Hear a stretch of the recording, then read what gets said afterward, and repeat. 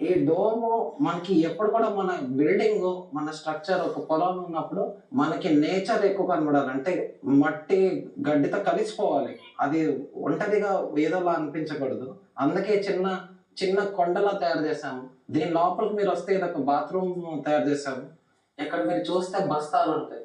ఈ బస్తాలతోనే మొత్తం డోమ్ తయారు చేయడం జరిగింది. ఇందులో ఏ రీన్ఫోర్స్‌మెంట్, మెటల్లు, కర్వ్‌లు, సపోర్ట్‌లు ఏం లేవు.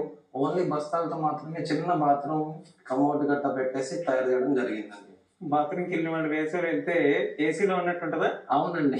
ఎలా ఎలా పడితే అలా బాత్రూమ్ కట్టేసి పర్లేదు ఒక టెంపరరీయే కదా అని చేయకూడదు. బాత్రూమ్ కూడా మంచిగా కట్టుకుంటే మంచిది. హెల్తీగా కట్టుకోవాలి. ఈ కాన్సెప్ట్ నిజంగా బాగుందండి. వెనక్కి చూస్తే నిజంగా ఎవరైనా చూడండి ఇంత గడ్డి పెరిగిందంటే చిన్న కొండేమో అనుకుంటారు. ఎవరు ఇది బాత్రూమ్ అనుకోరు. మనకి నేచర్‌లో కలిసిపోవాలండి ఏదైనా. మనం ఏదైనా కట్టామంటే నేచర్‌కి అది కలిసిపోవాలి. చూస్తున్నారు కదా! దీని మీద మొక్కలున్నాయి. పాలకూర ఏసారనుకో